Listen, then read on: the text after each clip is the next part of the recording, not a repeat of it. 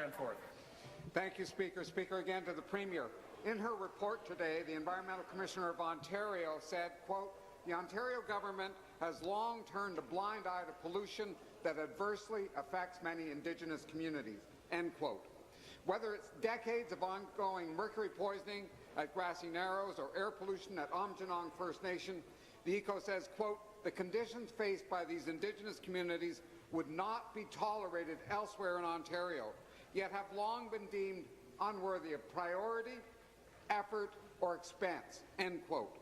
This government has been in power for 14 years. Why has the Premier treated these Indigenous communities as unworthy of priority, effort, or expense? Thank you. Premier. Minister of the Environment and Climate Change. Minister of the Environment and Climate Change.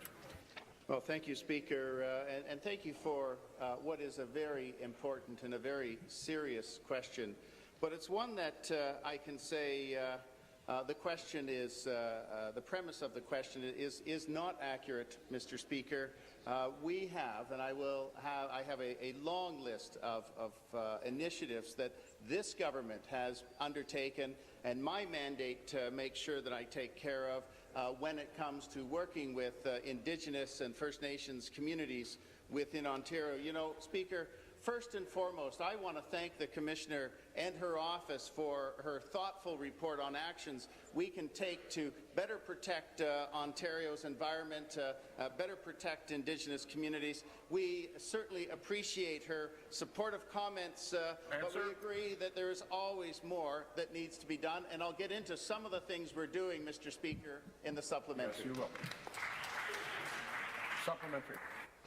Thank you, Speaker. Again to the Premier. While the Premier's rhetoric around environmental protection and reconciliation has changed, the Environmental Commissioner says the government must do much more to protect First Nation communities that are disproportionately affected by pollution.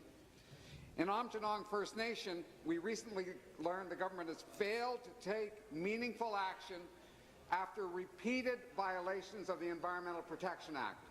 This government has also missed its own deadline to update sulfur dioxide standards, and it has muzzled its own engineers, preferring to listen to industry lobbyists. Why has the Premier failed the Aamjiwnaang First Nation? Wow. Thank you. Minister. Well, thank you, Speaker. So let's talk about some of the things that this government is doing, that my ministry is doing, when it comes to improving the lives of folks who are on Indigenous communities. You know, recently, Speaker, we committed $85 million in dedicated funding to remediate the English Wabigoon River system through collaboration with First Nation communities there. $85 million, Mr. Speaker. Additionally, Ontario is working with First Nations and the federal government to resolve all long-term drinking water advisories in First Nation communities in the next 5 years. But, Speaker, we recognize that more needs to be done. Let's talk about Sarnia for a second. I was down to visit Chief Rogers and the Aamjiwnaang Nation and meet with the community and to hear firsthand what concerns they have there. We have agreed to a health study. That is important. And we will continue to drive down emissions in that community. Thank you. New question. The member from Kitchener Centre. Thank you, Speaker. My question is for the Minister